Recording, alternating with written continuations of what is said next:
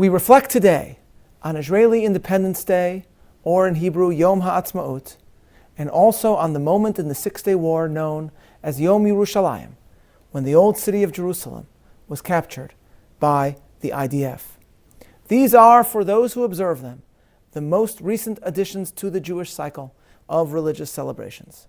They are, in one sense, similar to the other holidays in our calendar, but in another way, they are profoundly different.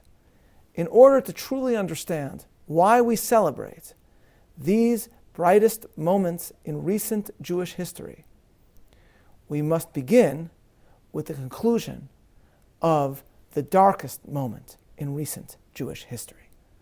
April 11th, 1945, the day Buchenwald was liberated by Patton's army, the month in which the Holocaust came to a close.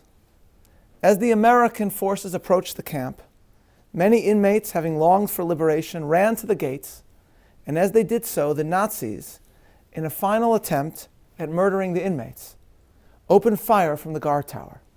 One young boy with the Yiddish nickname of Lulik, the youngest survivor of Buchenwald, was suddenly in the line of fire. And then, out of nowhere, someone jumped upon him and held him down until the shooting had stopped. Lulik did not see who had shielded him, who had saved him. He then got up, ran away from the person who had held him down, and cowered behind a pile of corpses as the Americans entered. With them was a chaplain in Patton's Third Army, Rabbi Herschel Schachter. As the New York Times reports, and I draw both on the Times and on this young boy's future memoir, there in filthy barracks, men lay on raw wooden planks stacked from floor to ceiling. They stared down at the rabbi in his unfamiliar military uniform with unmistakable fright. And then this very strange-looking person opened his mouth and spoke a language they knew. Shalom Aleichem Yidden, Rabbi Schachter cried in Yiddish. Ihr seid frei. You are free. He ran from barracks to barracks, joined by those Jews who could walk, until a stream of people swelled behind him. As he passed a mound of corpses, Rabbi Schachter spied a flicker of movement. Drawing closer, he saw a small boy, hiding in terror behind the mound of bodies. Rabbi Schachter picked the boy up. Wie alt bist du, mein Kind? He asked in Yiddish. What difference does it make? Replied the 7-year-old. I'm older than you anyway. Why do you think you're older? Rabbi Schachter asked, smiling despite himself. Because you cry and laugh like a child, Lulik replied. And I haven't laughed in a long time, and I don't even cry anymore. So which one of us is older? Rabbi Schachter took the boy by the hand and made the rounds of the barracks, announcing the liberation. Shalom Aleichem Yidden. You are free. 5 decades later, this young boy, whose actual name was Yisrael Meir Lau, the youngest survivor of Buchenwald, became the chief rabbi of the State of Israel. It is one of many examples of how out of the ashes of the European Holocaust, a people have built a country that is a beacon of democracy and the wonder of our age. And it is an embodiment of a vision described in Yechezkel in the prophet Ezekiel millennia ago. The prophet describes how he was shown by God a valley filled with parched skeletons, which suddenly take on physical flesh, and then the spirit of life. Ezekiel is informed of the meaning of what he saw. Son of man, says God, these bones are the whole house of Israel. Behold, they, Israel, says, Yovsha atzmotenu, v'ovda tikvatenu. Our bones are dried, and our hope is lost. We are cut off. And then God replies, Thus saith the Lord God, Behold, O my people, I will open your graves and cause you to come out of your graves and bring you into the land of Israel, and you shall know that I am the Lord. It is this passage in Ezekiel that served as a source for Hatikvah, which became Israel's anthem. In response to Israel's plaintive biblical cry, Ovda tikvatenu, our hope is lost, Jews began to sing, Od lo avda tikvatenu, our hope has not been lost. Indeed, it has not. The fact that the youngest survivor of Buchenwald can become the chief rabbi of a flourishing, mighty, prosperous Jewish state reminds us that we are witness today to not merely an extraordinary moment in Jewish history, but to a fulfillment of biblical prophecy.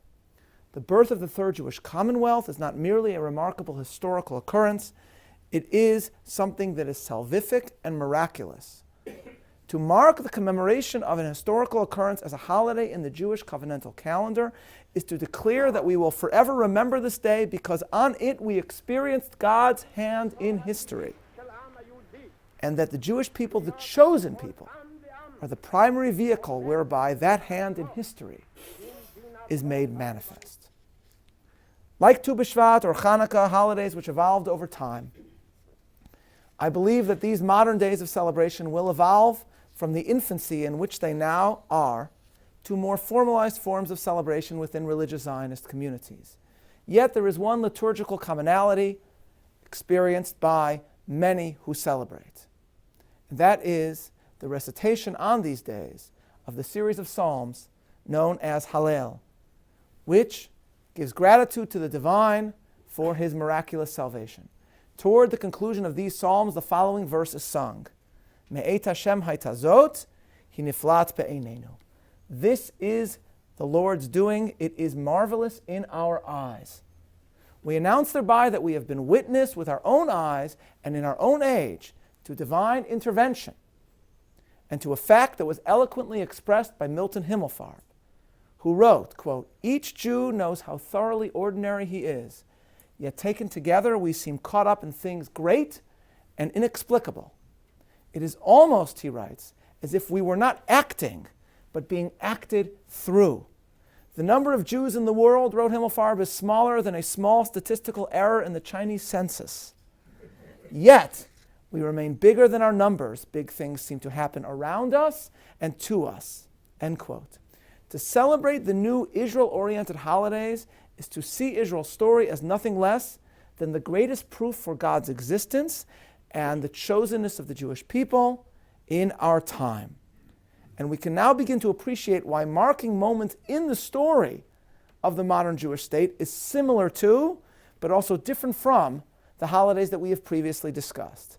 To remember the Exodus, the journey through the desert, or the Hasmonean dedication of the temple, or the defeat of Haman, is also to recall the salvation of God and the entry by God into history. In this, our new holidays are similar, and yet they are also unique, for while the previous holidays occurred because of the actions of biblical heroes, prophets, or priests, on Yom HaAtzmaut and Yom Yerushalayim, we invoke the miracles of the God of Israel that was achieved and produced by Jews who did not necessarily act in the name of the God of Israel or even believe in the God of Israel.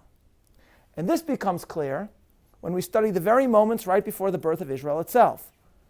On the 14th of May, 1948, David Ben-Gurion and his Zionist compatriots were poised to declare the first Jewish Commonwealth in almost 2 millennia. Israel's founders, however, were delayed, bogged down in a matter of textual minutiae.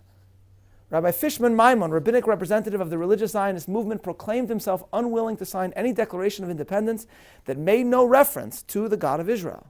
Meanwhile, Aharon Zisling, the secular head of the socialist party Mapam, asserted that he could not affirm the existence of a God in whom he did not believe. So imagine, if you will, ladies and gentlemen, the strangeness of this moment. The British were departing.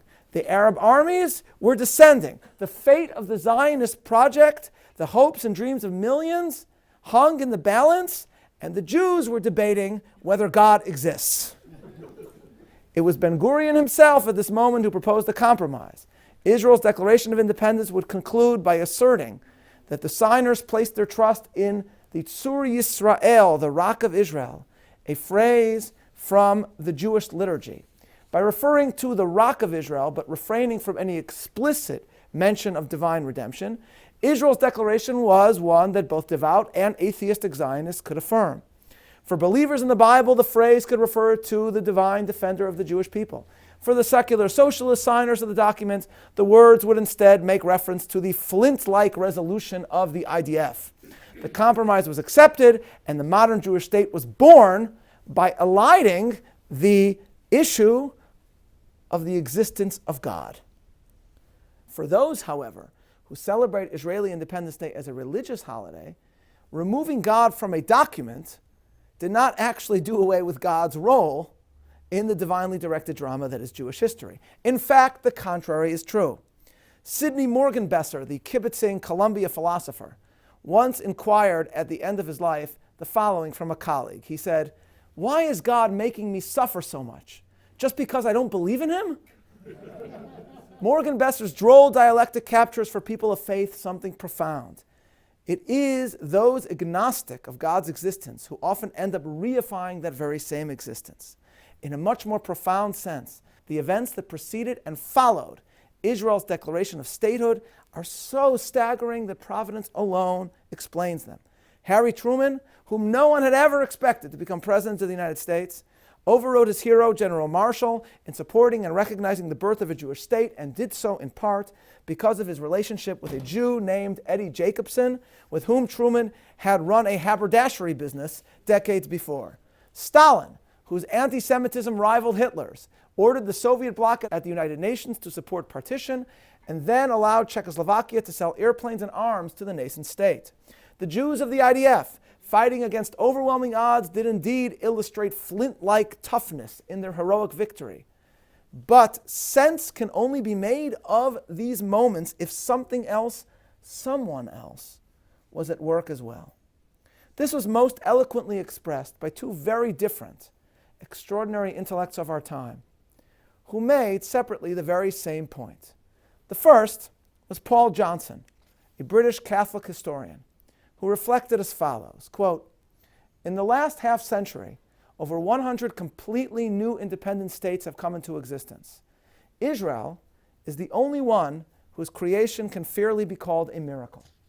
I observed the drama of 1948 to 49, he writes, from the security of an ancient Oxford college, where I was an undergraduate. Academic opinion was then on balance favorable to the new Zion, but opinion was also virtually unanimous that the state would be crushed. That was assuredly the view of most governments and military staffs. Another paradoxical aspect of the Zionist miracle," Johnson adds, "is that among the founding fathers of Israel was Joseph Stalin. Stalin," he writes, "had no love for Jews. Had he lived, he might well have carried out an extermination program rivaling Hitler's. Moreover, like Lenin before him, Stalin had always opposed Zionism. But," Johnson continues, "during the crucial years 1947 to 48, Stalin was guided by temporary considerations of realpolitik, and specifically by what he saw as the threat of British imperialism." Thus, Johnson concludes, in terms of both Soviet and of American policy, Israel slipped into existence through a window that briefly opened and just as suddenly closed. Once again, timing, or if one likes, providence, was of the essence. End quote. This is Paul Johnson. And then there is Rabbi Joseph Soloveichik, who in a famous speech describing the divine knock of the beloved of the Bible, a reference to God's hand in history, Rabbi Soloveichik wrote as follows: "Both Russia and the Western countries jointly supported the idea of the establishment of the state. This was perhaps the only proposal where East and West were united. I am inclined to believe," Rabbi Soloveichik continued, "that the United Nations organization was created," he means by God, "created specifically for this purpose, in order to carry out the mission which divine providence had set for it. It seems to me," reflected Rabbi Soloveichik, "that one cannot point to any other concrete achievement on the part of the United Nations." End quote. Now, he said this in the 1960s, and the achievements of the UN in the 50 years since then, or the lack thereof, only makes his point more profound.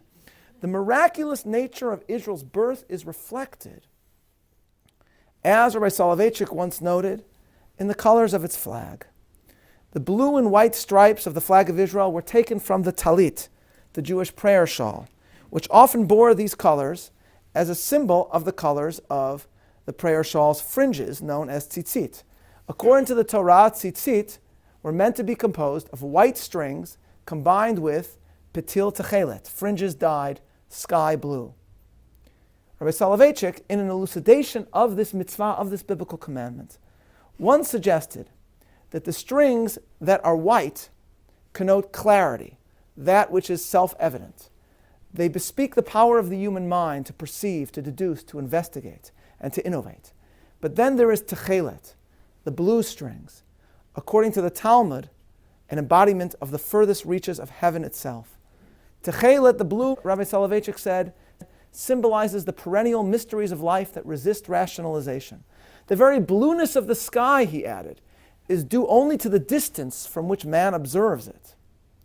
In his words, while the color white refers to the clearly perceptible, the blue refers to a realm that is only barely grasped. End quote. It is, in other words, a reminder of what Hamlet said to Horatio, that there are more things in heaven and earth than are dreamt of in your philosophy. And the blue and the white of tzitzit are worn by Jews as a reminder of the Jewish relationship with God, Rabbi Soloveichik said, because these colors together bespeak both the Jewish faith in human capacity while simultaneously reminding us of the mystery of Jewish chosenness. How appropriate, then, that these colors ultimately adorned the symbol of the Jewish state. Zionism was predicated on the ability of the Jewish people to achieve even the impossible if it put its mind to it. As Herzl famously said, Im tirtzu ein zo agada, if you will it, it is no dream. And it is indeed an immense human achievement. But it is also a sign of the divine in our lives. This means that a profound irony lies at the heart of celebrating Israeli Independence Day as a religious holiday, because to do so means that we mark, commemorate, and celebrate not only what modern Zionism achieved, but also we celebrate what many modern Zionists did not achieve. Zionism in its secular incarnation sought in statehood the normalization of the Jewish people, and thereby the end of anti-Semitism. In the end, it achieved everything but that. Israel is a flourishing modern democracy, but it is also a reminder of the mystery of Jewish chosenness. That is why it is loved by many, but that is also why it is hated by many. Israel truly is lavan and tchelet, white and blue, simultaneously a modern democratic marvel and also an enduring reminder of the mystery that is the endurance of the chosen people. And to many Jews today, to many Israelis today, this is scary. One secular Israeli that I taught in Israel once told me how she was traveling overseas. She met a Christian, I believe an evangelical Christian, who, as you know, are very taken with Israel and the miracle which they believe Israel embodies. This Christian told her that you are a member of the chosen people, and as I recall, the student was, to use the technical term, freaked out by what the Christian had said to her. But this does not mean that the Christian was wrong. He was not. It is scary to think that as Jews we are vehicles of a larger plan. Scary even if, or perhaps especially if, we are instruments in that larger providential plan coming into being. There's a joke that I was told about a secular Israeli. This joke was actually told to me by a secular Israeli. Very famous joke about an Israeli who's looking for a parking spot in Jerusalem and he can't find one. And he finally, for the first time in his life, looks up to heaven and prays. And he says to God, God, if you help me find a makom chanaya, a parking spot, ani yeshmor Shabbat, ani yeshmor kashrut, I'll keep Shabbat, I'll keep kosher, I'll do everything. And then right in front of him, a massive truck that was parked pulls out, leaving this big open space. And immediately the Israeli looks up and says to heaven, Lo chashuv, kfar matzati. Never mind, I just found one. Okay. So the fact that you were an instrument in the occurrence of a miracle is at times frightening and a motivation to actually deny that the miracle actually occurred. One is reminded of J.R.R. Tolkien's children's book, The Hobbit, where the heroism of the central character, Bilbo Baggins, leads to the fulfillment of a legendary prophecy. At the end of the book, Bilbo exclaims to Gandalf the wizard, quote, then the prophecies of the old songs have turned out to be true after a fashion. And Gandalf replies, of course, and why should they not prove true? Surely you don't disbelieve the prophecies because you had a hand in bringing them about yourself. You don't really suppose, do you, that all your adventures and escapes were managed by luck? You're a very fine person, Mr. Baggins. And I'm very fond of you. But you're only quite a little fellow. In a wide world, after all. The story of the Jews is about a little people who today and throughout time have helped bring prophecy about. They also, all too often, doubt it all the more, at times refusing to accept that to be a Jew means to be part of the most miraculous story that could ever be told, a story that is not yet over. Understood this way, there is a remarkable dimension to these new holidays that cannot be found in any other religious Jewish celebration. To mark Israeli Independence Day as a holiday is not only to reflect on the miracle of Jewish endurance, but also another miracle. It is to mark, to celebrate the fact that God's mysterious connection to the Jewish people, to the chosen people, is so profound and all-embracing that it is often those Jews who may not even believe in chosenness that can ultimately become the greatest embodiment of that chosenness itself. And yet there are times where even for those who fear this notion, a flash of insight when the chosenness for which we are making the case in this lecture is suddenly, momentarily clear. It is with this perspective that we can understand why, 19 years after the establishment of the modern Jewish state, the Jewish people's return to Jerusalem during the Six-Day War became a holiday all its own.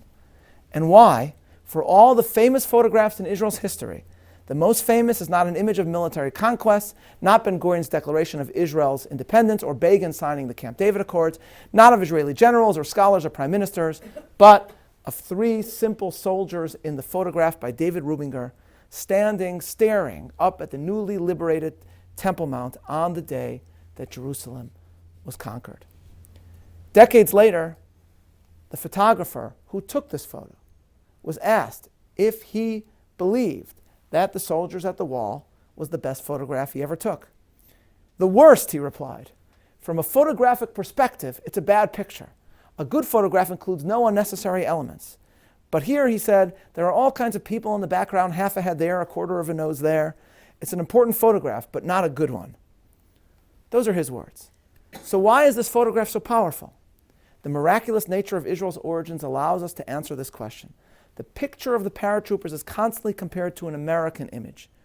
Joe Rosenthal's capturing of the moment that American Marines hoisted the Stars and Stripes aloft at Iwo Jima. In fact, however, they are opposites. The Iwo Jima image inspires because of an action that it illustrates, young men working in unison to plant a flag. In Rubinger's photo, the emphasis is the reverse. What is stressed is not action, but sudden inaction. After achieving the most famous Jewish military victory in 2,000 years, the soldiers stand still before the locus of Jewish aspiration. They suddenly seem to paraphrase Milton Himmelfarb's felicitous phrase, not actors, but rather acted upon. The young man in the middle, Yitzchak Yifat, seems awestruck at being a thoroughly ordinary person caught up in things great and inexplicable. This is the magic of the image. As Yossi Klein Halevi writes, Rubinger's photo endures in part because of the humility it conveys. At their moment of triumph, the conquerors are themselves conquered. The paratroopers, writes Halevi, epitome of Zionism's new Jews, stand in gratitude before the Jewish past, suddenly realizing that they owe their existence to its persistence and longing. Rubinger's photograph catches a precise historical moment, Yossi writes, the return of the last 2,000 years of Jewish history to the Zionist story. Many of the paratroopers identified themselves as Israelis first, Jews only a distant second. Some weren't quite sure whether they identified as Jews at all. And yet, it is at the wall of all places, symbol of the quietism of exile, where secular Israelis become reconciled with their Jewishness. Perhaps the photograph continues to endure, Yossi wrote, because it caught an even more profound moment in the story of Zionism, the return not only of Jewish identity, but of the Jewish God. Judaism posited a daring idea, that God's power and goodness would be revealed not only in the majesty of nature, but in the messiness of history, and even more improbably, in Jewish history. The reverence that many Jews felt toward the photograph of the paratroopers was the stunned realization seemingly reflected in Yitzchak Yifat's upturned face that skeptical secularism may not be an adequate way of understanding the Jewish story, that God may be real after all, end quote. And this is why many Jews mark as a holiday not only the anniversary of Israel's independence, but also the day that Jerusalem was captured, the day 3 Israeli soldiers stood in seeming reverence at the Western Wall. Because that moment, one captured by Rubinger, also captured the quintessence of the Israeli miracle and all that it tells us about the Jewish people. Jerusalem, Yerushalayim, as Norman Podhoretz once put it, reflects the scandal of Jewish particularity. The uniqueness of this one city in the history of the world testifies to the enduring nature of one people on this earth. The Jewish link to Jerusalem goes hand in hand with the mystery of Jewish eternity and chosenness. Established as Israel's capital when now extinct empires bestrode the world, it was toward Jerusalem that the Jews prayed around the world throughout the ages, binding themselves thereby to one another as empire after empire became the Ozymandias of its age. And by continuing to lay claim to this bond, Jews remind the world that, as Chaim Weizmann said to Arthur Balfour, we had Jerusalem when London was a marsh, or as Disraeli more pithily put it to an anti-Semitic parliamentary opponent, quote, while the ancestors of the right honorable gentlemen were brutal savages in an unknown island, mine were priests in the Temple of Solomon. It was with the Jewish return to Jerusalem that the city has represented what was felt so profoundly by Jews all over the world. We celebrate the day not only because Jerusalem is central to our spiritual lives, but also because it was that moment captured in the most famous photo in Jewish history, when Jews in Israel and around the world felt profoundly, yes, the heroism of the Israeli infantry, but also the hand of God in our history. And yet, what was once felt by so many has faded. In June of 1967, Jews of all stripes flooded toward the Temple Mount. Recently, I attended the celebration of the 50th Yom Yerushalayim in Israel, featuring a parade of Religious-Zionist youth into the Old City, and was struck by how not a single male Israeli without a skull cap, at least that I could see, took part. The holiday is now for religious Jews, and even for those who are not secular in outlook. Throughout the year, it is possible to live today in a united Jerusalem without the clarity of realization that occurred on the original Jerusalem day. Yossi Klein Halevi concludes his reflections on Rubinger's Western Wall photograph by noting that, quote, the mythic lure that first brought me to Israel has largely faded. Every day I drive to work from my home in the French Hill, in northeastern Jerusalem to the other side of the city, along the route where the paratroopers fought in June 1967. Yet most mornings I am too preoccupied by traffic, by annoying drivers, and by vague security anxieties to notice the view outside my window. But then, he writes, I suddenly remember where I am. I recall my father's wonder at the wall, whose fragile and improbable endurance he saw as a metaphor for the Jewish people. Like him, I ask myself what it is about this strange little people that continually finds itself at the center of international attention, repeatedly on the front lines against totalitarian forces of evil, Nazism, Soviet communism, now jihadism, all of which have marked the Jews as the primary obstacle to achieving world domination. At those moments, he concludes, I feel gratitude for having found my place in this story. The modern holidays of Israel's birth and the Jewish return to Jerusalem are, rightly understood, a call to acknowledge God's hand in history, a call to acknowledge the Jewish people's miraculous place in history, a call to feel gratitude for finding our own place in this story. These holidays are, first and foremost, a call to recognize miracles in our time and to ponder what these miracles mean for our faith and for the lives that we live. The 7-year-old survivor with which we began, Israel Meir Lau, was placed with other children from Buchenwald by Rabbi Schachter on a transport to France. He would always remember the rabbi, but he had no idea who it was who had protected him during the shooting, who had shielded the Jewish child right before he met the Yiddish-speaking chaplain. As he describes in his memoir, Rabbi Lau, with his brother Naphtali, made his way to Palestine, went to yeshiva, and he entered the rabbinate. The first major position for which he was interviewed was chief rabbi of Netanya. Interviewing for the job with city officials, he encountered many questions from the mayor of Netanya and his staff. The deputy mayor of Netanya, a man by the name of David Analevich, who ought to have been involved in the interview, sat on the side and oddly said nothing. As the interview came to a close, Analevich stood up and said, "Friends, honored rabbi, before we disperse, please allow me to say my piece. In a minute you will understand why I have remained silent this whole time. I have been reliving 11 April 1945. I was deported from my hometown to Buchenwald. On April 11th, American airplanes circled in the skies above the camp. The prisoners, myself among them, were first out of the barracks. As we ran, a hail of bullets passed us. Among those running toward the gate was a little boy. I jumped on top of him, threw him to the ground, and lay over him to protect him from the bullets. And today I see him before me alive and well. Now, he said, I declare this to all of you. I, David Anilevich, was saved from that horror, fought in the Palmach, and today serve as deputy mayor of an Israeli city. He then banged on the table so that all the glasses shook and said, if I have the merit of seeing this child, whom I protected with my body, to become my spiritual leader, then I say to you that there is a God. The definition of a miracle is an event that should not naturally have occurred. For us, this tends to mean the splitting of the sea, the stopping of the sun, the opening of the earth. Yet by the very same definition, it is a miracle that Israel was born and endured the way that it did. It is a miracle that after a generation in which many Jewish children grew up without parents, let alone grandparents, we have experienced the fulfillment of the prophecy of Zechariah that grandparents will watch their grandchildren play in the streets of Jerusalem. It is a miracle that as anti-Semitism continues to haunt the nations of Europe, religious Judaism flourishes in Israel, even as a now secular Europe demographically dies. More than any other event in the last 100 years, the state that was born in avoidance of any explicit affirmation of Israel's God now stands as the greatest argument for the existence of that very same God. And that is why the seminal moments of this state story will be marked as holidays. They will evolve in ritual and liturgy, but those who mark them as holidays celebrate the miracle that is Israel, the miracles of the story that is the chosen people, and as we celebrate, we pray as well for many more miracles yet to come.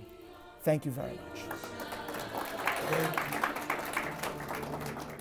I'm Meir Soloveichik. If you enjoyed this lecture, please be sure to sign up for future updates and subscribe to our YouTube channel. Thank you for watching.